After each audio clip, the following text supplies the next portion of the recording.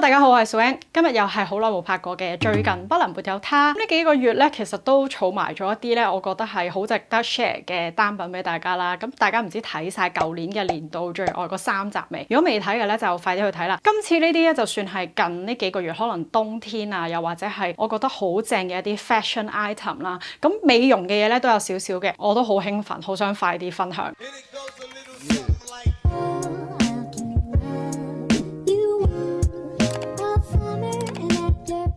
第一樣係我差唔多包式嘅牛仔褲 ，Uniqlo 嘅彎刀牛仔褲，買咗佢嘅深藍色、淺藍色啦，同埋佢嘅正常牛仔褲色，佢係非常之適合梨形身材嘅版型，介乎係牛仔布同埋一般嘅棉布之間，唔算太硬，但係亦都冇之前嗰類好腍嘅褲咁腍嘅，因為太腍咧就好容易着到個 hip 啊、pat pat 嗰啲位好肥啦，唔夠挺身；太硬咧又好容易洗一洗就變硬柴柴。呢條褲算係 Uniqlo 嘅牛仔褲嚟講咧，唔算好容易洗到變硬柴柴噶啦。我都係終極梨形身材 pat pat 特別大啦，我係169 cm， 大約60 kg， 我着26 size 咧係啱啱好，27咧就可能要藍 bell。我好中意條褲咧，就係因為佢喺我身上係唔會過短啊 ，perfectly match。加上呢3隻色咧，基本上你春夏秋冬任何衫都襯到。特價嗰陣最平199就有一條。之前我聽小 B 講咧，佢係比較細粒嘅女仔啦，佢着都係完全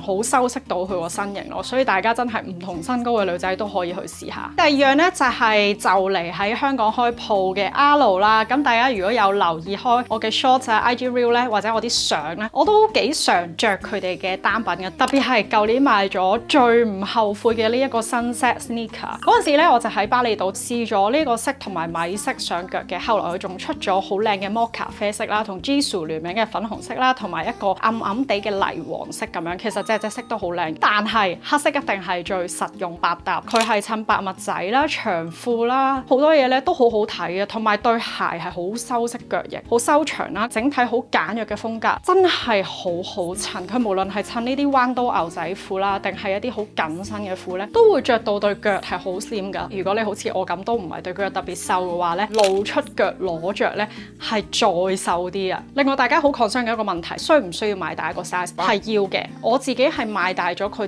整一個碼嘅。如果唔係咧，佢會偏向夾身啲嘅。最近嘅話咧，泰國、韓國都會有鋪頭嘅。咁但係佢嚟緊都就嚟開啦，唔知佢會唔會做嗰啲新開優惠。仲有一個重點一定要講就係着佢係超級舒服。我自己着扁底鞋咧就好少會覺得舒服嘅，通常行一陣咧就會覺得好攰啦，特別係後踭啦。我之前又有筋膜炎嘅問題，但係呢個咧都算係可以同平時一般嘅厚底鞋咧差唔多咁舒服噶啦，真係唔會話爭好遠嘅。仲買過去一啲背心啦、sport bra 啦、衛衣啦，同埋一啲棉嘅長褲嘅。但係我覺得嗰啲都可買可不買。但係呢兩樣咧，好建議大家入手。首先咧就係呢一個又係好出名嘅神褲啦，有褲袋嘅。聽下佢啲聲咧，就係傳統運動褲嗰啲啜啜聲。佢唔係瑜伽褲或者布褲嘅質地。大髀呢個位咧就仲會有個 Alo 嘅 logo， 着上身咧係超級舒服，同埋顯得對腳好修長，腳型好好睇。同埋佢啲 size 真係偏大，我着 S 碼咧條腰其實而家都好鬆嘅，長度咧都係好啱嘅。另外一條咧就係望落去差唔多嘅，不過佢係短裙褲版，入面咧係有條打底褲嘅，所以咧佢就好安全啦。同埋我最中意佢入面呢個安全褲嘅感覺係包得好實。我嘅 size 都係 S， 中間偏長，咁就冇安全感啦。側邊係偏短嘅，我估呢個都係好多網球裙嘅特性啦，好似視覺上對腳係比較 sexy 啲啦，同埋好似拉長咗個感覺咁，好薄身啦，真係夏天做運動啊，你打波啊嗰啲呢。都係會好舒服嘅，好似我今日簡單咁樣白色衫，再襯佢咧就已經好 OK 噶啦。呢幾年咧都試咗好多唔同嘅美容機，都知道大家買翻去咧，如果覺得好難用啦，或者係好唔方便咧，係好難會持續用落去噶啦。呢個咧係 Foreo 旗下醫美科技品牌 FAQ Sweets 彩虹光療嫩膚面罩，無論你係想抗老啦、改善皮膚嘅質素，或者令到皮膚更加光滑咧，呢款嫩膚面罩都可以幫到你。佢有美國 FDA 嘅認證，喺美容儀界入面咧係安全效能最高嘅標準，經過嚴格嘅測試，絕對可以安心使用。佢成個設計真係好靚啦，望落去咧已經有好高級嘅感覺，同埋佢真係超級輕，172克，仲要係無線嘅設計，隨時隨地都可以用到。示範俾大家睇下咧 FAQ202 可以每秒釋放高達3000次嘅高頻光脈衝，呢個技術咧可以俾皮膚充分吸收光能，激活肌膚嘅再生力，從而改善皺紋、鬆弛同埋暗沉嘅情況。8種唔同嘅採光模式，大家可以根據自己嘅膚質出現嘅問題嚟選擇。例如想改善皺紋咧，就可以用抗老模式；想提亮膚色咧，就可以用美白模式，真係非常之靈活㗎。最快喺屋企咧用5分鐘就可以做到醫美級嘅 treatment。每次用完之後咧，都覺得皮膚特別緊緻光澤，而且咧佢係高透光嘅直膠設計，可以令到啲光嘅純度咧高達99%，所有嘅光咧都可以有效咁樣入到去皮膚嘅深層，發揮到最好嘅效果啦。仲有呢一個特殊嘅護眼設計，咁咧就可以防止啲光直接射落隻眼度。除咗你自己就咁用之外咧，仲可以連翻個 app 幫你做翻一個皮膚分析之後啦，做翻一個最適合你嘅專屬 treatment 啦。嚟緊咧就嚟農曆新年同埋情人節啦，我都同品牌嗰邊咧傾咗一啲特別嘅獨家推廣優惠。大家如果有興趣咧，就可以去 info box 嗰度揾翻我嘅專屬優惠碼同埋 link 嗰度訂購，記得去睇下啦。下一樣咧係 Clé de Peau 嘅呢一個 primer， 真係要鄭重同佢道歉，我真係錯怪咗佢。舊年拍嗰條28支防曬嘅片入面咧，我係有放到佢入去嘅。佢係 SPF 25啦，佢頂多係一個有防曬嘅 primer， 基本上見唔到陽光咧，我覺得可以勉強當佢係防曬用。但係你用嘅量咧一定唔夠多㗎啦，所以我都係建議大家用翻一個冇顏色嘅防曬，一定係穩陣啲嘅。究竟點解當時我講到佢好似好唔值得，但係過咗呢大半年之後，我又覺得值得呢？首先就我當時其實係標錯價錢啦，其實佢係冇咁貴嘅。另外呢，就係佢擠出嚟嘅嗰個質地呢，經過呢大半年嘅感受呢，除咗佢個 SPF 真係低啲之外，佢同佢嘅平替 Shiseido Elixir 嗰一個比，同埋我話好中意 XL 嘅嗰個比呢，確實妝感又真係靚啲。我喺搽完 skincare 再加一個冇色嘅防曬，同埋遮咗個黑眼圈之後，如果我唔係特別要去邊度呢，可以好似傳說中話齋，可以當係粉底用，冇咁傷皮膚，可以令到啲膚色好靚，令到個膚質呢係可以提升。佢好自然地令到人哋覺得你塊面本身就係呢隻色噶啦，同埋你啲皮膚本身呢就係呢個樣嘅，不留痕跡地令到你靚咗呢件事呢，好似又真係好值呢個價錢。仲有一樣嘢呢，就係佢都可以做到提亮啦，因為通常呢，佢呢個顏色呢會比起你真係用嘅粉底色呢會白少少嘅，好似而家呢幾年流行嘅面中提亮呢，就可以用少少佢去做啦。同埋我屋企本身嘅嗰支 Clé de Peau 嘅 Cream Foundation 呢，擠出嚟呢係黃過我本身嘅膚色，加上我覺得佢係容易氧化嘅，將佢同呢個 base 溝埋一齊用呢，個顏色就會合理好多啦。無論係你之前上咗去先啦，定係你直接將佢兩個溝埋用呢，都 OK 嘅。加上我覺得佢都唔算好笠，所以就算嚟緊比較潮濕啲嘅天氣呢，香港嘅時候用佢呢，再加埋碎粉同埋 setting spray 呢，我覺得應該係 OK 嘅。我要同呢一支 primer 平反翻，好多年冇特別用佢哋嘅新色啦。MAC 嘅子彈唇膏，大概10年前我拍片冇幾耐嘅時候，真係好興用佢哋啲唇膏。以前佢哋啲網紅嘅顏色咧，真係勁到不得了嘅。今次係韓國嘅 Ella 做代言嘅呢兩隻色，我都覺得係非常之靚。喺 poster 上面用嘅呢個顏色咧係 Stay Curious， 偏向橙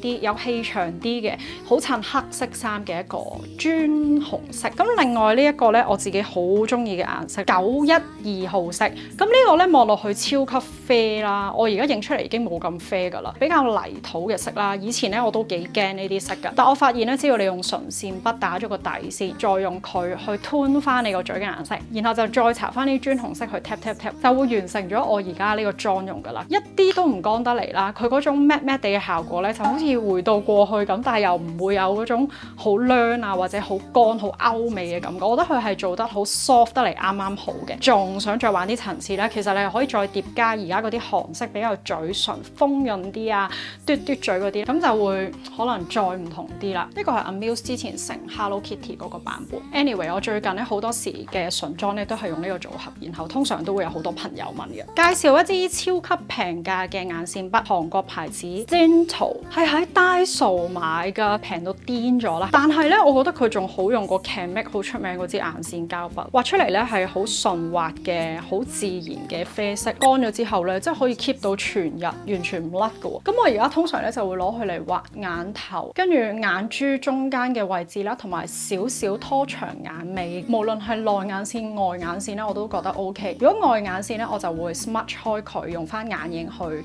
做。日本牌子立啲頭髮嘅，即係咧而家 Jenny 佢哋嗰啲紮起晒頭髮 ，Ella 佢哋都有紮嘅。咁無論你係分界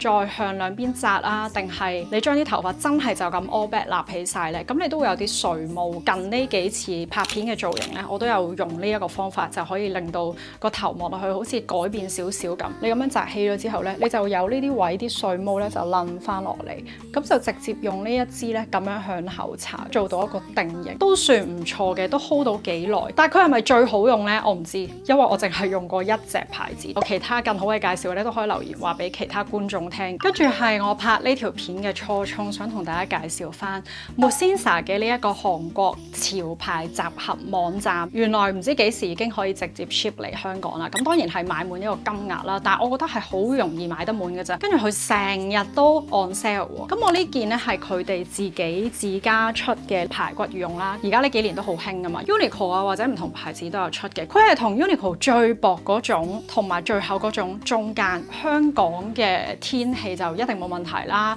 日本、韓國嘅5度左右咧都 OK 嘅。佢有帽啦，真係好大風嘅時候咧都係非常之方便嘅。重點係個價錢真係平到癲啊！呢件好似300-400蚊就已經有。填充物咧係用鴨絨嘅，就有77%，羽毛咧即係23%。下面咧就有得收啦，做咗拉鏈啦，上面頂帽咧都係有得收嘅。整體成件衫咧，我覺得都係設計得好好。咁我揀嘅呢個中碼咧就係入面預係可以再攝好多衫啦，大概都冚到少少腰啊 pat pat 嗰啲位咧，咁就保暖啲啦。另外咧，我喺呢度買過嘅衫咧，成日都有好多朋友問㗎，仲有呢幾件冷衫咧，其實都係喺嗰度買。啡色 polo 冷衫，個牌子係呢個。咁佢都係 free size，洗過2次到啦，都 OK 嘅，冇乜問題。啲做工嗰啲咧，我諗大約你預同韓國嗰啲 roller 差唔多質素。然後仲有呢個我係包色嘅程度嘅，一個係淡黃色，一個係鮮藍色。我之前喺 IG 都有拍過一啲 outfit 咁樣啦。質地咧就同 Uniqlo 嗰啲 Uniqlo C 嘅冷衫好似差唔多，版型咧都係正常嘅。跟住我其實就仲買咗啲男裝俾阿波嘅，即係可能 hoodie 啊嗰啲。總之咧，佢全部喺 on sale 嘅時候咧，咁樣成張單寄過嚟咧都係千幾蚊嘅，真係超級抵。Musinsa 咧其實除咗潮牌之外咧，就仲有好基礎系列嘅衫啦，即係平時大家翻工啊或者係襯下衫嗰啲咧，都係有好多選擇。最後一樣已經俾我今年嘅冬天着到殘晒，着咗唔知幾多次嘅 Rockfish 嘅呢個毛毛拖鞋。咁其實佢之前都已經有㗎啦，我揀呢個咧係最 basic 嘅嗰款，因為佢後來出咗啲可能高啲啊或者呢度綁住啲嘢嗰種。咁呢個就真係一嘢踩入去嗰隻，因為我試過咧，其實佢係最舒服㗎，咁佢舒服過我原本屋企嘅嗰對 Uggs 啦，同埋我試過好多其他嘅牌子嘅毛毛拖鞋咧，好似都冇佢咁腍咁行得耐。我上次喺韓國嘅第一日就買咗一對鞋，差唔多去咗成個禮拜，都係冇問題嘅，着同一對鞋一啲都唔覺得攰，需要換鞋嘅嗰種，亦都冇令到我嘅筋膜炎復發。咁我又夠保暖啦，咁當然係踩扁晒啲毛啦，同埋望落去都好殘啊，係咪？所以我嚟緊再去咧，我係會繼續着㗎。香港呢啲天氣咧，雖然係未去到要着毛毛鞋，有陣時都好方便啊，襯下衫啊嗰啲咧，我都會着，所以我着佢嘅使用次數真係超多，而佢嘅價錢咧，韓國正價賣可能300零蚊啦，咁香港都有鋪頭嘅，但係香港就可能貴少少啦，再唔係你揾代購買咧都 OK 嘅，絕對好值得大家入手嘅，我覺得係靚過 GU 平時買嗰對咯，價錢都唔係爭好多咯。好，又介紹咗超級多嘅產品燒大家啦，唔知大家有冇邊樣又俾我燒到啦？中意咧就記得 subscribe 我嘅 channel， 記得 like 呢條片啦，同埋 follow 我嘅IG， 我哋下條片再見，拜拜。